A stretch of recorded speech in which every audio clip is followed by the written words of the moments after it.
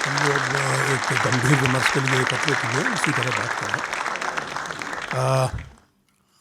अनामिका जी, इरफान हबीब साहब, विस्पुते जी, मित्रों, सबसे पहले मैं इस आयोजन के लिए अशोक पांडे और उनके साथियों को बधाई नहीं देना चाहता, उनको सच्चे मन से प्रणाम करना चाहता हूँ।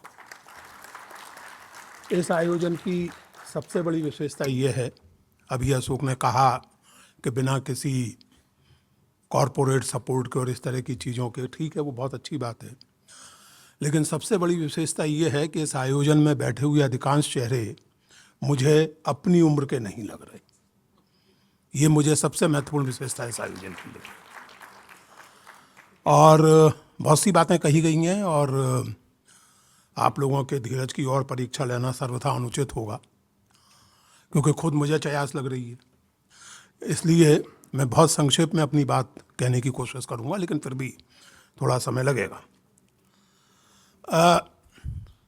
सबसे पहली बात तो ये है कि हम जो दो एक बातें यहाँ कही गई अभी, उन पर केवल छोटी सी टिप्पणी करना चाहता हूँ, या कुछ मुझे याद आ गया वो कहना चाहता हूँ, और उसके बाद फिर अपनी जो बात मैं रखना चाहता हूँ सामने। हबीब साहब जो अभी कह रहे थे, उसमें सबसे महत्वपूर्ण ये है, एक साहित्य के और इतिहास के विद्यार्थी के तौर पर जो मुझे लगती है कि शायद ही कोई मुस्लिम शासक था हिंदुस्तान का जिसका इस बात पर आलिमों से और मौलानाओं से झगड़ा ना हुआ हो कि शासन जो है वो शरिया के मुताबिक चलेगा या किसी और तरह से चलेगा। और संभवतः उन शासकों ने ही वो शब्द गढ़ा था जिसको आप सेकुलर का अनुवाद कह सकते हैं, जहांदारी। शासन तो दिस वर्ल्डली ढंग से चलेगा। अलाउद्दीन खिलजी जैसा व्यक्ति इस बात के लिए ऑन रिकॉर्ड है कि मौलाना आप इस्लाम अपने पास रखिए, हुकूमत में जहांदारी ढंग से करूंगा। ये कह करके मैं अलाउद्दीन खिलजी की कोई प्रशंसा या निंदा नहीं कर रहा हूँ, क्योंकि इतिहास में ये इस तरह की बाइनरी करनी नहीं चाहिए, बड़ा मुश्किल होता है। दूसरा जो आप बता रहे थे फोर्सिबल कन्वर्जन का, तो मुझे एक बहुत मज़ेदार किस्सा याद आ गया, और वो किस्सा बदायूनी ने मुंतखाबातुल तवारीख में लिखा है। बदायूनी अकबर की नीतियों के कठोर आलोचक थे, इतने कठोर आलोचक थे सुलहकुल वगैरह के, कि जब अकबर की मौत के बाद उनकी किताब शाया हुई यानी सर्कुलेट हुई तो जहांगीर ने उसको बाकायदा बैन कर दिया था। इस तरह हम कह सकते हैं कि भारत के इतिहास में विधिवत बैन होने वाली वो पहली किताब थी, क्योंकि वो पक्के मुसलमान थे, कट्टर मुसलमान थे, तो अकबर के सुलहकुल वगैरह से बहुत दुखी रहते थे, तो उन्होंने काफ़ी आलोचना की अकबर की। तो उसमें उन्होंने एक किस्सा बयान किया है कि अकबर दीन इलाही का प्रवर्तन कर चुके थे और कम से कम अपने निकट के लोगों को तो उसमें लाना चाहते ही थे, तो सबसे कहते थे। तो एक दो लोगों ने तो मान लिया, दीन इलाही कबूल कर लिया। बदायूनी के मुताबिक मान सिंह ने चिढ़कर ये कहा कि जहां पर आप कहेंगे तो मैं इस्लाम कबूल कर लूंगा, लेकिन दीन इलाही के चक्कर में मैं ना पढ़ने वाला। और मान सिंह हम लोग जानते हैं कि अकबर के सर्वाधिक विश्वस्त सेनापति थे। लेकिन दिक्कत यह है, और मैं इन चीज़ों पर इन दिनों लगातार सोच रहा हूँ, हम 150-200 लोग यहाँ बैठे हुए हैं, हम तथ्य की और सत्य की और तर्क की बात करेंगे, और 10-20 लोगों से कर लेंगे, 1000-2000 लोगों से कर लेंगे, लेकिन समाज में जिस तरह का वातावरण बना हुआ है, और केवल भारत में नहीं दुनिया में, और खास करके हमारे देश में, उसमें तथ्य, तर्क, सत्य ये सब बेमानी हो चुके हैं। इसलिए जब हम ये कहते हैं कि हमारा समय और साहित्य, हमारे समय में साहित्य, तो उस पर थोड़े गंभीर ढंग से, और जिसे कहा जाता है कि प्रीचिंग टू दी कन्वर्टेड वाले ढंग से नहीं, बल्कि खुद अपनी पद्धतियों, अपनी मान्यताओं से सवाल पूछने के ढंग से बात करनी चाहिए। मुझे बेहद खुशी होगी अगर इस हॉल में ऐसे लोग हों जो हिंदुत्व की विचारधारा का समर्थन करते हों, और वैसे मैं बातचीत करने के प्रति बहुत उत्सुक नहीं रहता लोगों से। पब्लिक इमेज मेरी कोई बहुत अच्छे व्यक्ति की नहीं है, लेकिन अगर ऐसा कोई व्यक्ति यहाँ हो तो मैं उससे जरूर बहस करना चाहूँगा, प्रेम से। दिक्कत यह है कि हम सब वो जो कहते हैं कि मनवा भावे मूड हिलावे, मैंने कहा कि सेकुलरिज्म बहुत अच्छी चीज़ है, आपने कहा सेकुलरिज्म बहुत अच्छी चीज़ है। मैंने कहा डेमोक्रेसी बहुत नेक चीज़ है, आपने कहा डेमोक्रेसी बहुत नेक चीज़ है। जय जय Siya Ram. It doesn't serve any purpose actually, to put it quite bluntly. सवाल यह है कि हमारे समय की पहचान क्या है, क्या खासियत है हमारे समय में जो पिछले 20-25 साल में बनी होगी और शायद उसके पहले नहीं थी। सबसे पहली बात तो है कि हमारा समय ऑफिशियली पोस्ट ट्रुथ, जैसे मैं हिंदी में सत्यातीत कहता हूं, वो समय है। आपका ट्रुथ मेरा ऑल्टरनेटिव ट्रुथ, आपके फैक्ट्स मेरे ऑल्टरनेटिव फैक्ट्स। एक जमाना था जब ये कहा जाता था कि आपके फैक्ट्स हो सकते हैं, आपके ओपिनियन हो सकते हैं, फैक्ट नहीं हो सकते। अकबर बुरा शासक था, अकबर अच्छा शासक था, इस पर आप बहस कर सकते हैं, लेकिन अकबर की राजधानी आगरे में थी, इस पर बहस नहीं की जा सकती, क्योंकि ये फैक्ट है। आज स्थिति यह है कि कोई उत्साही व्यक्ति ये कह सकता है कि अकबर की राजधानी साहब आगरे में नहीं बल्कि ग्वालियर में थी, क्योंकि मैं ऐसा मानता हूं। Your fact and my fact. और इसमें क्या डेमोक्रेटिक एकेडमिक्स का बिल्कुल योगदान नहीं है। मुझे बहुत अच्छा लगा कि बिस्पुते साहब ने एजाज अहमद को इस व्याख्यान का जिक्र किया, जो बहुत ही महत्वपूर्ण व्याख्यान है, जिसमें कि ट्रुथ का निर्धारण उसके कंटेंट से नहीं बल्कि लोकेशन से होगा, ये मानने वाले हम में से भी बहुत लोग हैं। जिस समझ में ट्रुथ का निर्धारण इससे होगा कि उसे कहने वाले की पॉलिटिक्स क्या है, ऐसा मानने वाले हम में से भी बहुत लोग हैं। ट्रुथ की ऑब्जेक्टिविटी, ह्यूमन वैल्यूज की यूनिवर्सलिटी को सबॉटेज करने में हमारा योगदान कम नहीं है। Let us face this fact. और इसलिए हमें तब बुरा लगता है जब हिंदुत्व वाले अपने मनमाने ढंग से इतिहास गढ़ते हैं।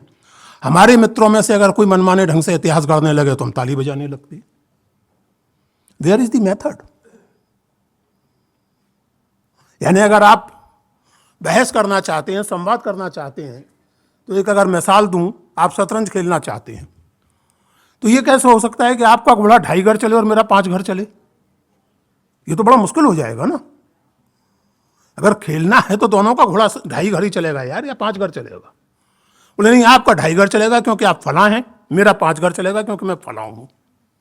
खेल के नियम लोकेशन से निर्धारित होंगे, एविडेंस से ज्यादा महत्वपूर्ण एक्सपीरियंस है। मैं जानबूझ के वो मुहावरे बोल रहा हूं जो हम में से भी बहुत से लोग बोलते हैं। इन सब पर पुनर्विचार की जरूरत है, बहुत गहरे पुनर्विचार की जरूरत है। हमारे पोस्ट ट्रुथ, स्वाभाविक रूप से इसको यूं भी कहा जा सकता है कि दुनिया भर में ये समय आधुनिकता के, प्रबोधन के, मूल्यों के प्रत्यावर्तन का समय है। Retreat of modernity, retreat of enlightenment values. मनुष्य सत्ता नहीं होती साहब, वो तो सत्ता तो उसकी पहचान से तय होगी। ऐसे समय में हम हैं। विस्तार में जाने का समय नहीं है। आप सब लोग ज्ञानी हैं और जो नहीं है वो प्रयत्न करके हो सकते हैं, बशर्ते व्हाट्सएप से बाहर ज्ञान होता है, इसको मान लें। हमारे अपने समाज या देश में सबसे महत्वपूर्ण इस समय क्या घट रहा है? जो चीज़ें देख देख के और सुन सुन के हम लोग परेशान होते हैं, दुखी होते हैं, वो केवल लक्षण है मित्र, वो बीमारी नहीं है। ठीक उस तरह जैसे कि बुखार जो है वो अपने आप में बीमारी नहीं होता, वो टाइफाइड का या शायद टीबी का लक्षण होता है। लिंचिंग से लेकर के जिस तरह की गाली गलौज और बदतमीजी और संसद का ना चलने दिया जाना, ये सब केवल लक्षण है, सिम्टम्स हैं। समस्या ये है, इसे आप समस्या कह सकते हैं, आप इसे प्रोजेक्ट कह सकते हैं। और प्रोजेक्ट ये है कि जो भारत संकल्पना स्वाधीनता आंदोलन से जन्मी है और जो अपनी अच्छी बुरी सीमाओं, उपलब्धियों, कमियों के साथ अब तक चलती रही है, प्रोजेक्ट यह है कि उसे वंस एंड फॉर ऑल बदल दिया जाए। मुझे नहीं पता कि आप में से कितनों को याद है, मुझे बखूबी याद है पहली बार प्रधानमंत्री चुने जाने के बाद माननीय प्रधानमंत्री श्री नरेंद्र मोदी जी ने, इस तरह के विशेषणों का उपयोग आजकल उचित है, भाजपा की संसदीय दल को संबोधित करते हुए एक बात कही थी जिस पर मुझे पता नहीं कि कितने लोगों का ध्यान गया है। और वो बात ये थी कि आज जहां हम पहुंचे हैं, जहां भाजपा को पूर्ण बहुमत मिला है, इसके पीछे 5 पीढ़ियों की तपस्या है। इस बात का मर्म कितने लोग समझे नहीं समझे मैं नहीं जानता, लेकिन नरेंद्र मोदी एकदम ठीक कह रहे थे। 5 पीढ़ी यानी लगभग 80-90 साल, यानी 1925।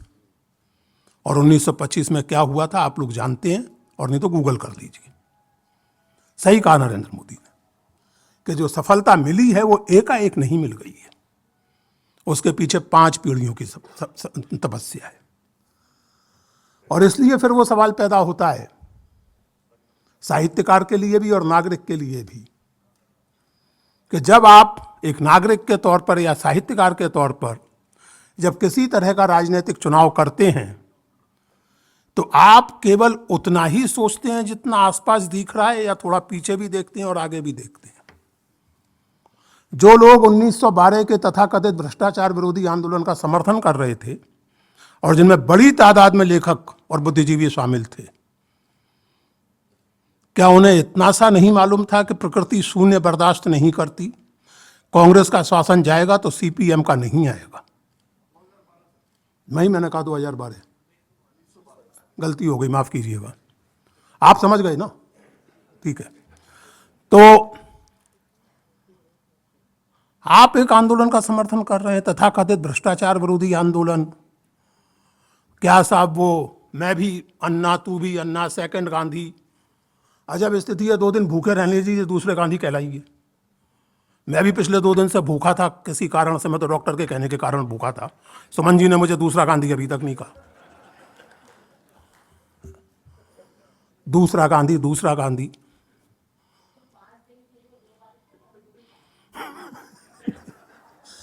तब राजनीतिक कारण से था, तब राजनीतिक कारण से था। एनीवे, हम ये नहीं सोच पा रहे थे और आज हम माथा पकड़े बैठे हैं कि क्या हो गया साहब, ये कैसे लोगों की सत्ता आ गई। आपने बुलाई है, आ थोड़ी गई। और ये नहीं बुलाई है तो कम से कम जो बुला रहे थे उनके पीछे पीछे आप चल रहे थे। किसको नहीं पता था कि रामलीला मैदान में इतने हजारों लोगों के जमावड़े का और खाने पीने का इंतजाम कहां से हो रहा है, कैसे हो रहा है, कौन कर रहा है। हमें इन चीजों पर सोचना होगा। हमारा जो समय है, मैंने जैसा आपसे निवेदन किया कि वो अब तक की जो भारतीयता की संकल्पना थी उसको बुनियादी तौर से बदल डालने का समय है। प्रोजेक्ट ये है।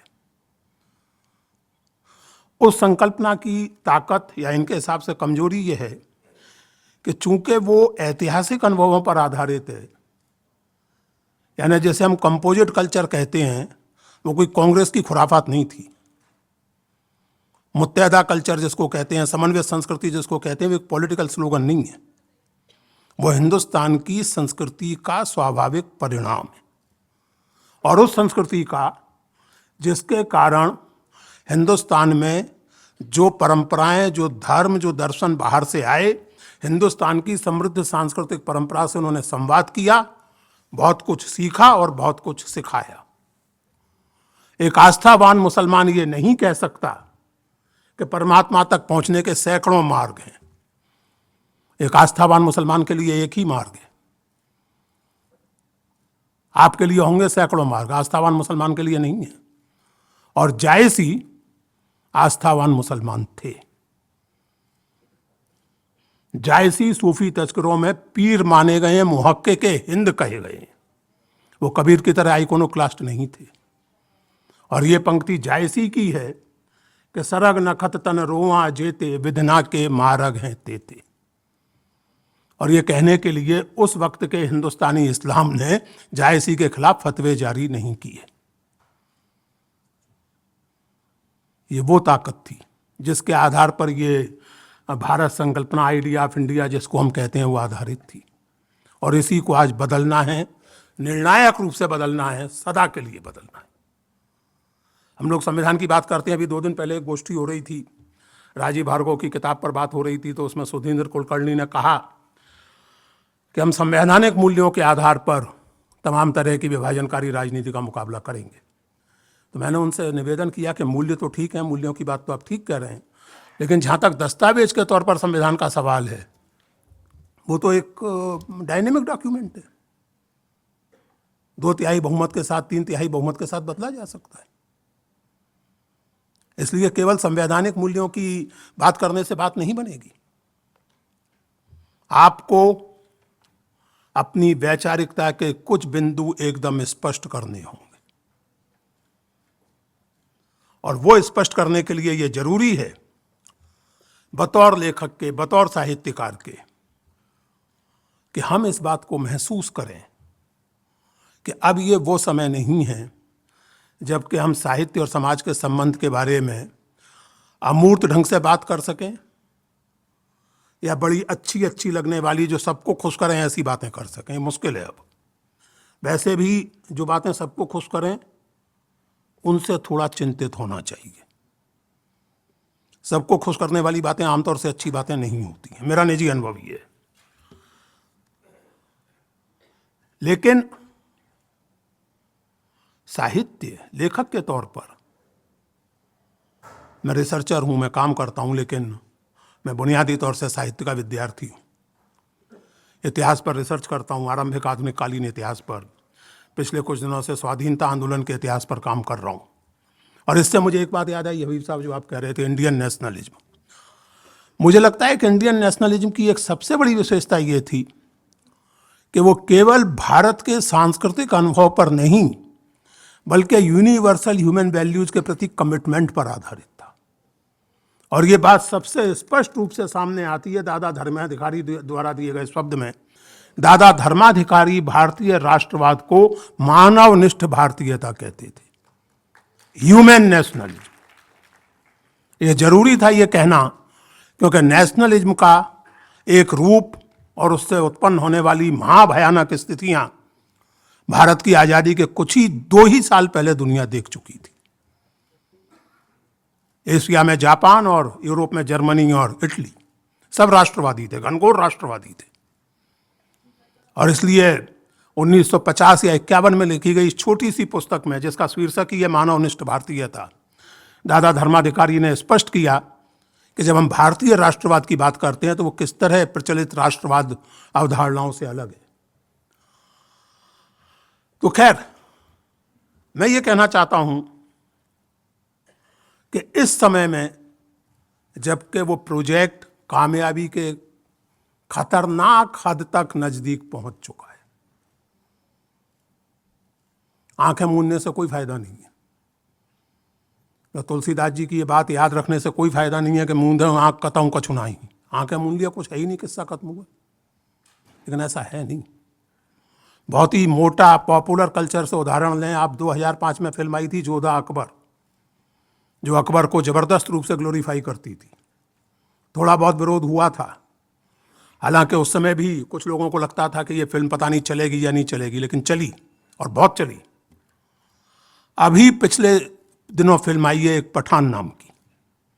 वो चली क्योंकि जैसा कि ट्विटर पर एक सज्जन ने लिखा था कि दुनिया में एक ही व्यक्ति है जिसके भक्तों से नरेंद्र मोदी के भी भक्त डरते हैं, और वो है शाहरुख खान। तो वो एसआर की अंश अपने लग गए सोशल मीडिया पर। उन्होंने फिल्म जैसी भी है, मनोरंजक फिल्म हिट हुई, लेकिन जो विशेला कैंपेन उसके बॉयकॉट के लिए चलाया गया, और जिस आधार पर चलाया गया और जिस तरह चलाया गया, अब ये कोई दबाने छुपाने की बात नहीं रही है। इसको लेकर कोई संकोच नहीं रह गया है कि भाई हम मुसलमानों से नफरत करते हैं। ये कहने में अब कोई संकोच नहीं है। ये पिछले 18 साल का फर्क है। 2005 तक ये कहने में लोग संकोच कर रहे थे, 2012 तक लोग ये कहने में संकोच कर रहे थे। लोक लाज खत्म हो चुकी है। ये वो समय है जबकि उनका मानना यह है, और मैं समझता हूं कि बड़ी हद तक सही मानना है, कि अगर इस अवसर का लाभ नहीं उठाया और मानवनिष्ठ भारतीयता की जगह एक ठेठ फासिस्टिक कॉन्सेप्ट ऑफ नेशनलिज्म लागू नहीं कर दिया तो शायद दोबारा ये अवसर नहीं मिलेगा। इसलिए वो किसी भी हद तक जाएंगे। समाज में हिंसा, घृणा, आक्रामकता उत्पन्न करने के लिए किसी चीज से संकोच नहीं है। झूठे वीडियो पटना में बना के चलाए जा सकते हैं ताकि तमिल लोगों के प्रति उत्तर भारत में आक्रोश उत्पन्न हो सके। और जो सज्जन ये वीडियो चलाते हैं उनकी गिरफ्तारी के बाद उनकी जाति बिरादरी के लोग प्रदर्शन भी करते हैं।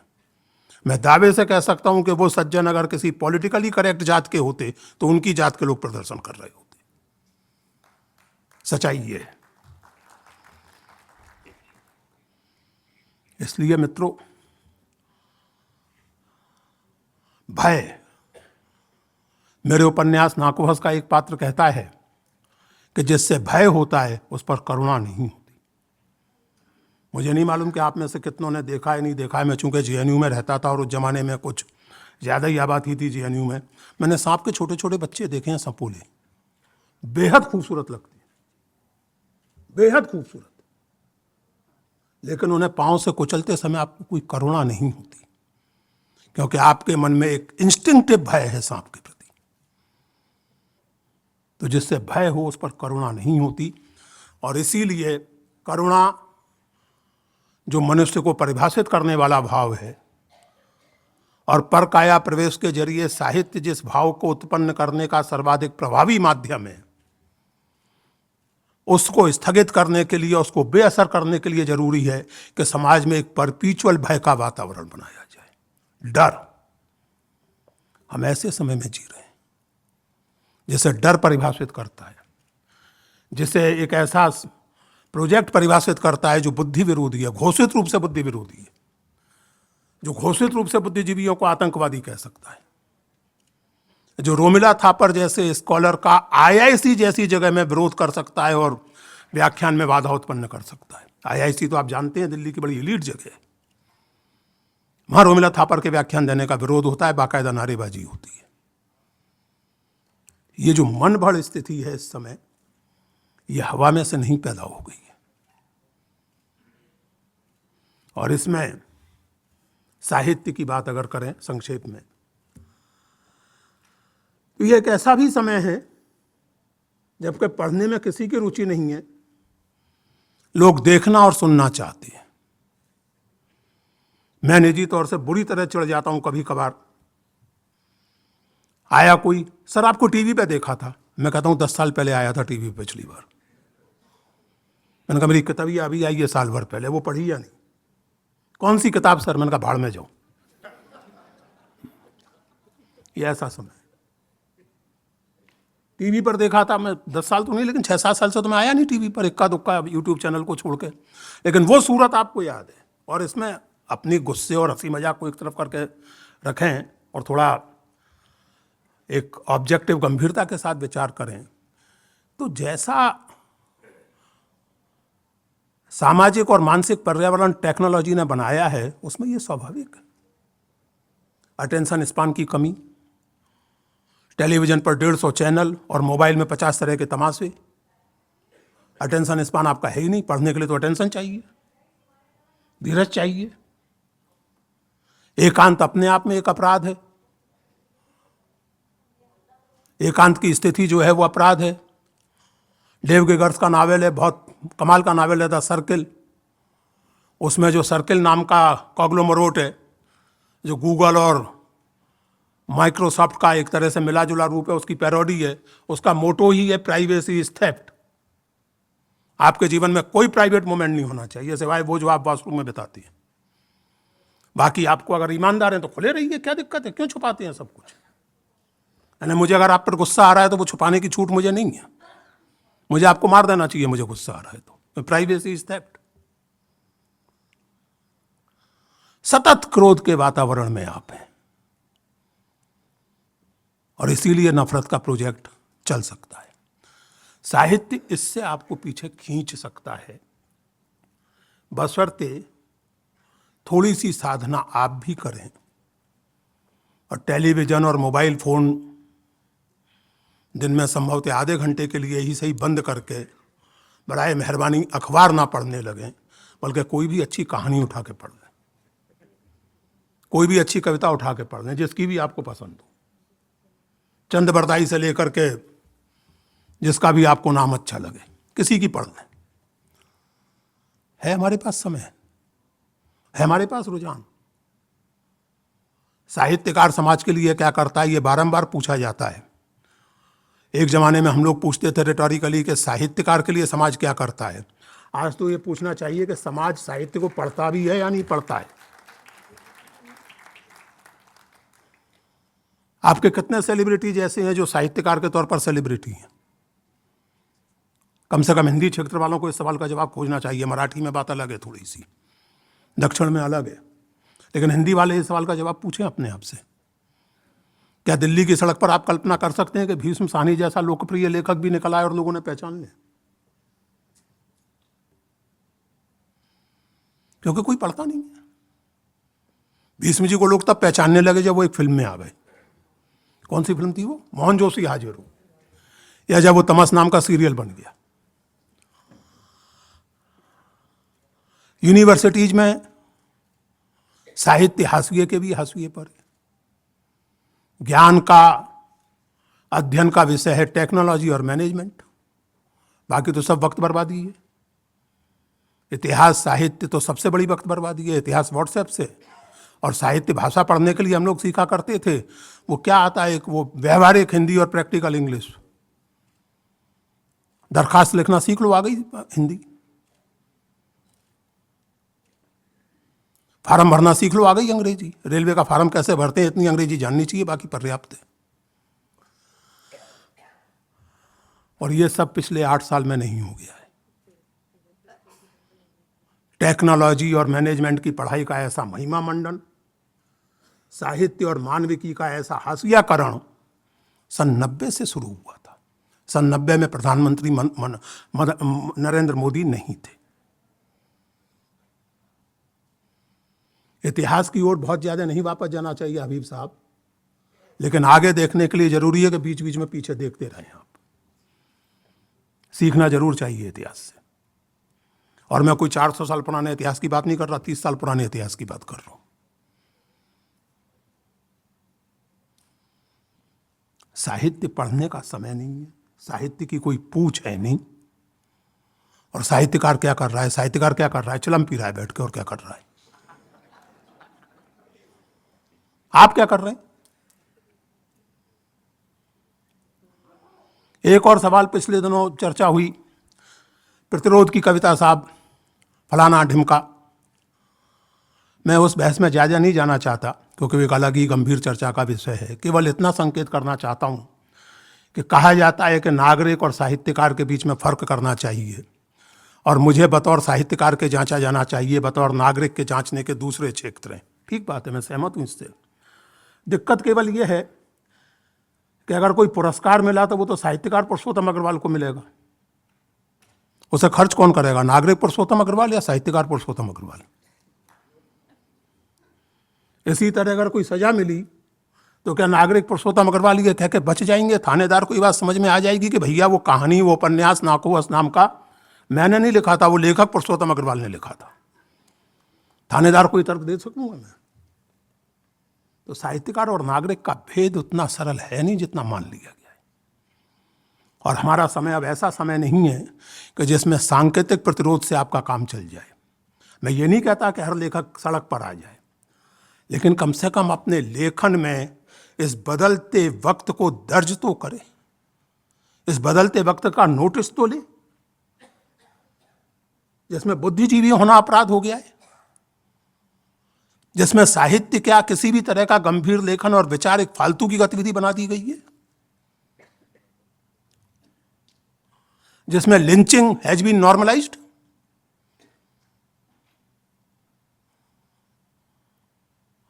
जिसमें ट्विटर पर होने वाली बदतमीजी और बेहूदगी हैज बीन नॉर्मलाइज्ड। क्या इसके प्रति किसी भी तरह की प्रतिक्रिया करने की, न्यूनतम प्रतिक्रिया करने की अपेक्षा भी साहित्यकार से कुछ ज्यादा अपेक्षा करना है क्या?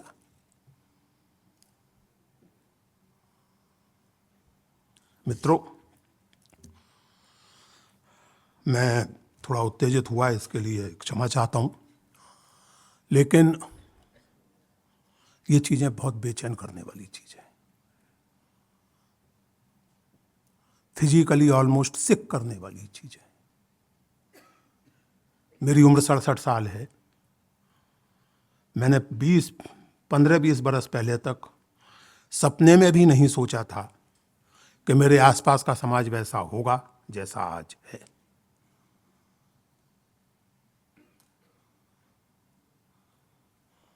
इससे बाहर निकलने का अगर कोई रास्ता है तो वो केवल एक ही है, और वो है, जैसे मैं कहता हूं, परकाया प्रवेश, दूसरे के दुख को जानना, पराई पीर को समझना। और पराई पीर को समझने के लिए, दूसरे के दुख को जानने के लिए, वो दूसरा चाहे व्यक्ति हो, अस्मिता हो, समुदाय हो, कोई हो, उसको जानने के लिए एक बहुत ही पावरफुल माध्यम है साहित्य। क्योंकि अन्य कला रूपों के विपरीत साहित्य केवल संवेदना का नहीं बल्कि विचार का भी माध्यम है। क्योंकि language by definition is also a medium of thought. रंग के बारे में ये बात नहीं कही जा सकती, भंगिमा के बारे में ये बात नहीं कही जा सकती, लेकिन कोई भी शब्द को उसमें होने के कारण विचार का भी माध्यम बनने की संभावना उसमें है। और इसलिए साहित्यकार की जिम्मेदारी बहुत बड़ी है। समाज की जिम्मेदारी की चर्चा मैंने की, साहित्यकार की जिम्मेदारी भी बहुत बड़ी है। 7वीं सदी में आचार्य भामह ने सही कहा था कि कोई तर्क ऐसा नहीं है, कोई ज्ञान ऐसा नहीं है, कोई क्षेत्र ऐसा नहीं है जिससे साहित्यकार का वास्ता ना हो, कवि का वास्ता ना हो। भारो महान कवि, कवि का भार बहुत महान भार है। लेखक की जिम्मेदारी बहुत बड़ी जिम्मेदारी है। मुझे उम्मीद नहीं बल्कि यकीन है कि आज और कल चलने वाले ये जो दो कई सत्र हैं बैकरी के, जिनमें वैचारिक और रचनात्मक दोनों तरह की ऊर्जा का उन्मेष हम देखेंगे, मुझे उम्मीद है बल्कि यकीन है कि साहित्यकार के उस महान भार के एहसास के साथ और हमारे समय की अभूतपूर्व नवैयत के साथ हमें आगे क्या करना है, कैसे करना है, इस पर कुछ गंभीर विचार होगा और शायद कुछ व्यवहारिक रास्ते भी सोचे जा सकेंगे। बहुत आभार।